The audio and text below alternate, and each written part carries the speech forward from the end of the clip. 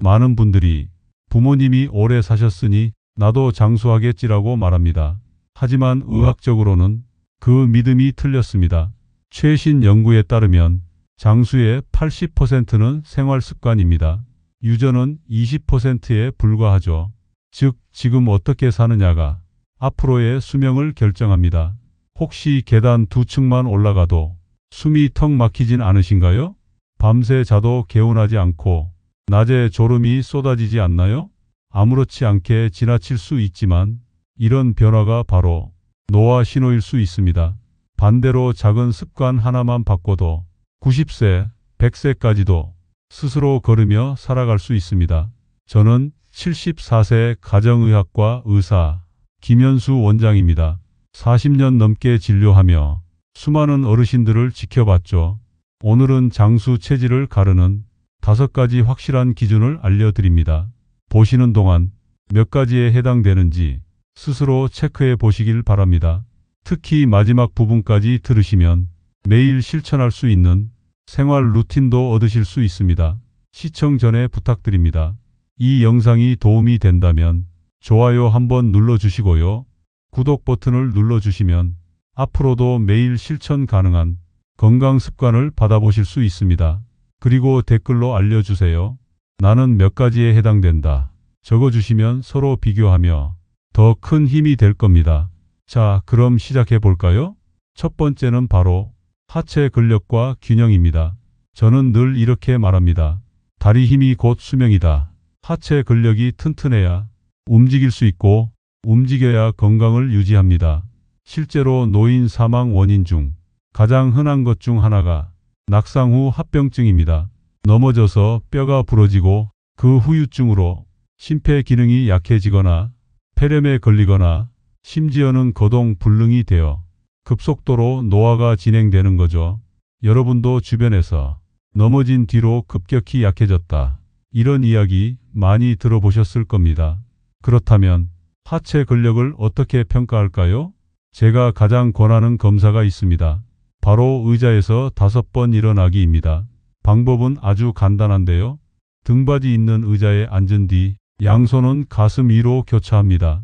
그리고 양발은 땅에 딱 붙이고 일어서기와 앉기를 5번 반복해 보는 겁니다.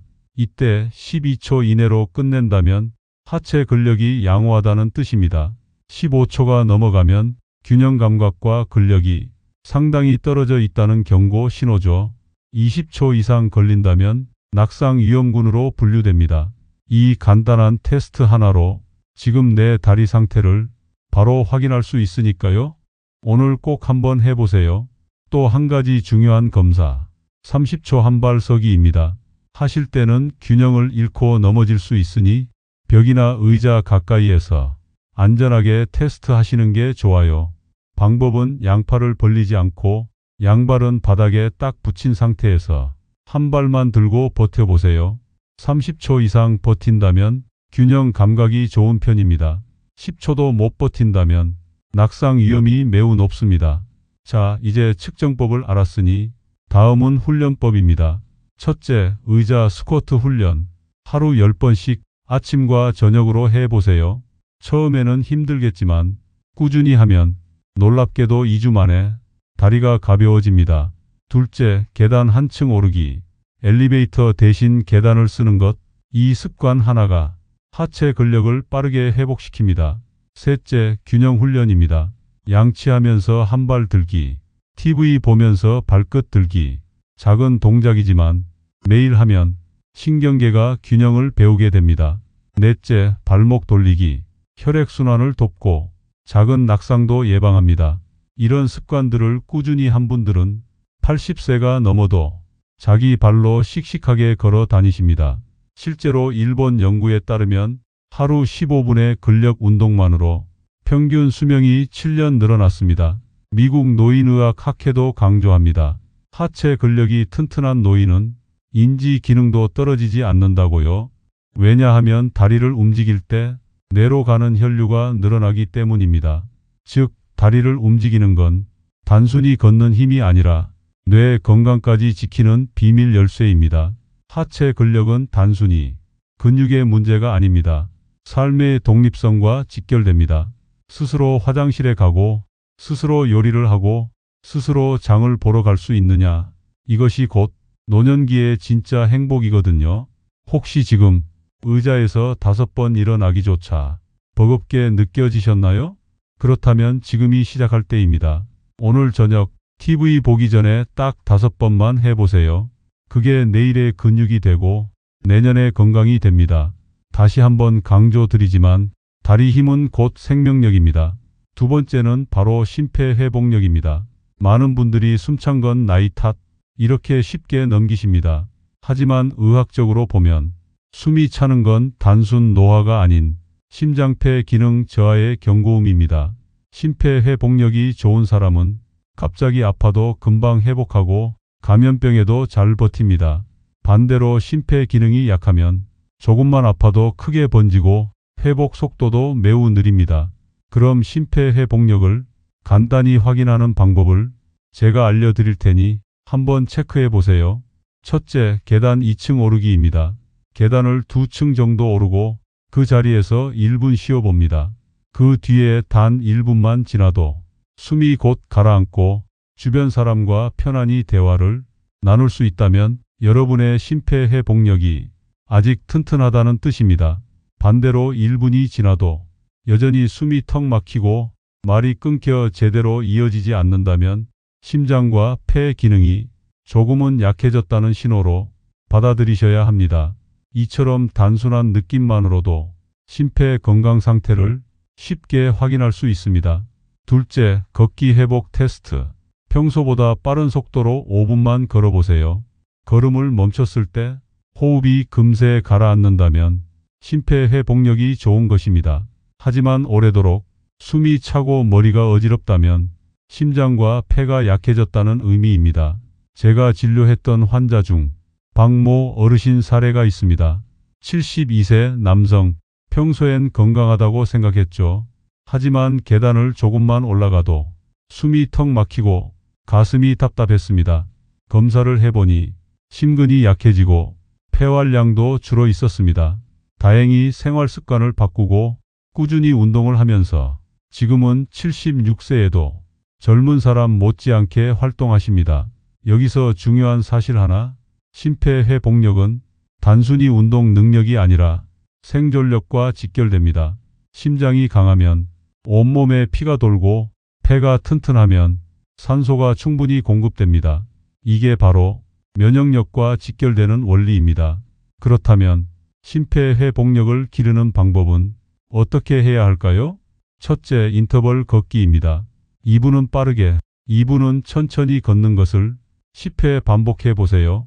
이 간단한 방법만으로도 심장 박동의 탄력성이 확연히 좋아집니다. 둘째, 숨 불어내기 훈련.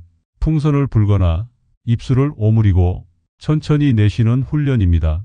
이 동작은 폐의 탄력을 길러주고 호흡근을 강화시킵니다. 셋째, 노래 부르기. 의외라고 생각하시겠지만 노래하는 행위는 호흡근 운동 그 자체입니다. 특히 복식 호흡으로 노래하면 폐활량이 자연스럽게 늘어납니다. 제가 돌본 이정순 할머니는 75세의 폐 기능이 70대 수준이었는데 하루 10분씩 인터벌 걷기와 노래 부르기를 병행한 뒤 2년 만에 폐 기능 검사가 50대 후반 수준으로 나왔습니다. 무엇보다 표정이 밝아지셨죠. 숨이 덜 차니 외출도 늘고 사회적 모임에도 다시 참여하기 시작했죠. 심장이 강해야 마음이 안정되고 호흡이 길어야 생명이 길어집니다. 반대로 심폐가 약하면 작은 감기에도 폐렴으로 번지고 작은 스트레스에도 가슴이 답답해집니다. 특히 코로나 이후 심폐 기능이 떨어진 분들이 많아졌을 겁니다. 그래서 더더욱 심폐회복력 관리가 필요합니다. 그리고 꼭 기억하세요. 심장은 무리보다 규칙을 좋아한다. 한번 크게 운동하는 것보다 매일 짧게라도 꾸준히 하는 게 훨씬 더 효과적입니다. 오늘 영상 끝까지 보시고 내일 아침 꼭 한번 계단 오르기 테스트를 해보시길 바랍니다. 그 결과가 바로 여러분의 생명력 점수입니다. 다음 세 번째는요. 수면의 질과 낮잠 습관입니다. 밤에 깊이 자고 아침에 상쾌하게 일어나는 것, 이것이 건강의 핵심 지표입니다. 수면의 질이 떨어지면 면역력이 무너지고 호르몬 균형도 흐트러집니다. 결국 노화를 빠르게 가속화하게 되죠. 그럼 좋은 수면이란 무엇을 뜻할까요? 첫째, 60세 이후에는 7시간에서 8시간이 적당합니다. 둘째, 기상 시 상쾌감, 밤새 잤는데 피곤하다. 이건 숙면이 부족하다는 신호입니다. 셋째, 밤중 깨는 횟수, 한두 번 화장실 가는 건 괜찮지만 4~5번 깬다면 수면의 질이 떨어진 겁니다. 넷째, 낮에 졸음 정도, 낮에 참을 수 없는 졸음이 온다면 밤에 숙면이 부족하다는 뜻입니다.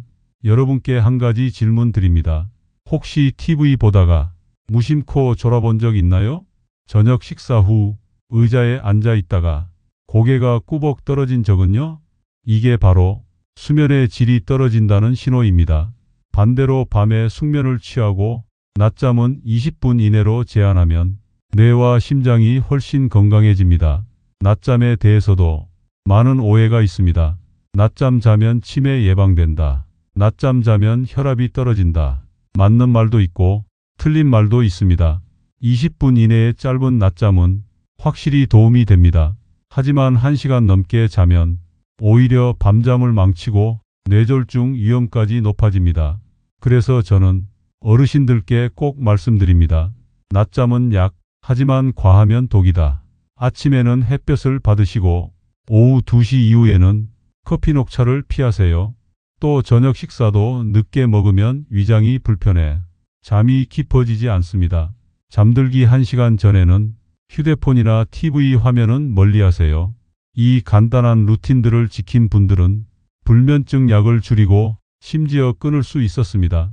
여러분, 지금 이 영상을 보시는 동안 혹시 눈이 자꾸 감기나요? 그렇다면 지금 당장 필요한 건 새로운 건강 루틴일 수 있습니다. 수면의 질을 지키는 것, 이것이 장수 체질이 세 번째 열쇠입니다. 네 번째는 바로 두뇌의 유연성인데요. 쉽게 말해 새로운 것을 배우고 익히고 활용하는 능력입니다. 많은 분들이 이렇게 말하십니다. 이 나이에 무슨 공부야? 머리가 굳어서 안 들어와. 하지만 과학은 다르게 말합니다. 뇌는 평생 바뀔 수 있다는 겁니다. 하버드 대학 연구에 따르면 60세 이후에도 새로운 언어나 악기를 배운 사람들은 치매 발병 위험이 48% 줄었습니다. 여러분 혹시 기억하시나요? 83세에 영어 공부를 시작해 외국인과 대화까지 가능해진 김영희 할머니 사례. 이건 단순한 예외가 아닙니다. 전 세계적으로 70대, 80대에 새로운 악기를 배우고 자격증을 따는 분들이 꾸준히 늘고 있습니다. 그만큼 뇌의 잠재력은 끝이 없다는 뜻이죠. 반대로 두뇌 유연성을 잃으면 어떻게 될까요? 변화를 두려워하고 새로운 것을 거부하게 됩니다. 결국 뇌는 점점 좁은 길만 반복하게 되고 쉽게 굳어버립니다. 이런 분들의 특징은 새로운 기계를 배우기 싫어하고 자주 쓰던 길만 고집하며 익숙한 음식만 찾습니다. 그 순간부터 뇌는 더 이상 자라지 않고 빠르게 퇴화하기 시작합니다. 여러분 혹시 스마트폰 사용이 여전히 어려우신가요? 식당에서의 키오스크 사용은요? 하지만 작은 시도만 해도 뇌에 강력한 자극이 됩니다. 예를 들어 새로운 앱을 설치해 쓰거나 영상 통화를 시도하는 것, 이런 일상적 행동만으로도 뇌는 새로운 연결을 만들고 젊음을 되찾습니다. 저는 환자분들께 이렇게 말합니다. 뇌는 근육과 같습니다. 쓸수록 강해지고 안 쓰면 빠르게 약해진다. 근육 운동이 필요하듯 두뇌 운동도 필요합니다. 그럼 어떻게 두뇌 유연성을 기를 수 있을까요? 첫째, 새로운 학습에 도전하기. 언어, 음악, 그림, 컴퓨터, 무엇이든 좋습니다. 둘째, 낯선 경험을 시도하기. 늘 같은 길만 걷던 산책, 다른 길로 가보세요. 셋째, 양손 교차 사용하기. 왼손으로 양치, 오른손으로 젓가락질 바꿔보기. 넷째, 사회적 교류 늘리기. 사람과 대화하는 순간 뇌는 수십 개의 영역을 동시에 씁니다. 특히 대화는 가장 강력한 뇌 훈련입니다. 상대의 말을 듣고 이해하고 답변하는 과정은 뇌의 종합적 기능을 모두 동원하게 합니다. 그래서 치매 예방에 사회적 관계가 중요하다고 계속 강조하는 것이죠. 그만큼 사람을 만나고 대화하는 것이 약보다 강력한 예방책입니다. 실버타운에서 만난 한 어르신 이야기를 해드리겠습니다. 김성호 어르신 78세. 젊어서 회계사로 일해 계산에만 익숙했죠. 퇴직 후엔 늘 집과 마트만 오가며 단조로운 생활을 하셨습니다. 기억력이 떨어지고 우울감까지 찾아왔습니다. 제가 권했습니다. 피아노를 한번 배우셔 보세요. 처음엔 망설였지만 6개월 후 양손으로 간단한 연주까지 가능해졌습니다. 놀랍게도 우울감이 줄고 인지 기능 검사 점수도 올랐습니다. 여러분, 여기서 메시지는 단순합니다. 새로운 경험이 뇌를 살린다. 오늘이 그 출발점입니다. 여러분, 드디어 마지막입니다. 장수 체질을 판별하는 5번째 기준, 바로 치아와 씹는 힘입니다. 사람들은 보통 이렇게 말합니다. 임플란트 했으니 괜찮지 않나? 틀니 끼면 문제 없잖아? 하지만 저는 단호히 말씀드립니다. 실제로 얼마나 씹을 수 있느냐? 이게 훨씬 중요합니다. 씹는 힘이 약해지면 어떤 일이 벌어질까요? 첫째, 음식이 잘게 부서지지 않아 영양 흡수가 떨어집니다. 둘째, 침 분비가 줄어 소화 효소가 부족해집니다. 셋째, 단백질 섭취가 줄어 근육이 빠르게 감소합니다. 넷째, 면역력이 저하되어 감염에 쉽게 노출됩니다. 실제 연구 결과도 있습니다. 일본 도쿄대에서 65세 이상 노인을 15년간 추적했는데 자연치 2개 이상 보유하며 씹는 힘이 유지된 그룹은 평균 수명이 6년 이상 길었습니다. 반대로 씹는 힘이 떨어진 그룹은 폐렴, 치매근 감소 등 발병률이 훨씬 높았습니다. 그럼 어떻게 씹는 힘을 지킬 수 있을까요? 첫째, 식사 30분 후 양치. 바로 양치하면 산성화된 입안에서 에나멜층이 손상됩니다. 30분 기다렸다 닦으면 치아가 더 오래 갑니다. 둘째, 혀 클리닝. 혀 표면 세균은 충치 잇몸병 원인입니다. 혀 전용 클리너가 있다면 좋고 없다면 칫솔 뒷면으로 살살 긁어주는 것만으로도 구강 건강이 크게 좋아집니다. 셋째, 단단한 음식을 조금씩 드시는 겁니다. 호두, 아몬드, 오징어 같은 음식은 치아와 턱 근육을 단련하는 천연 헬스기구입니다.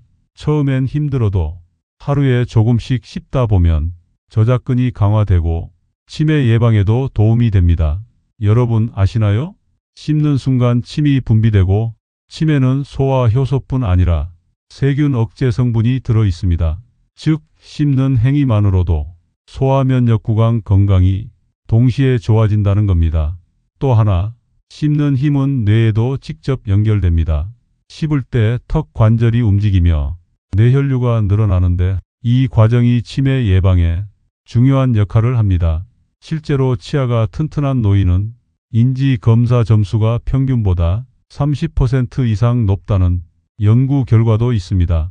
즉, 치아는 단순히 음식을 씹는 도구가 아니라 뇌 건강을 지키는 열쇠입니다.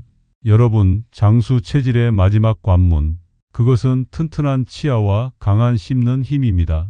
오늘 저녁 식사부터 조금 단단한 음식을 꼭 씹어보세요. 그 작은 행동이 여러분의 수명을 5년, 10년 더 늘릴 수도 있습니다. 오늘은 여러분과 함께 장수 체질을 가르는 5가지를 살펴봤습니다. 혹시 몇 가지나 자신에게 해당되셨나요? 3가지 이상 해당된다면 이미 장수 체질일 가능성이 큽니다.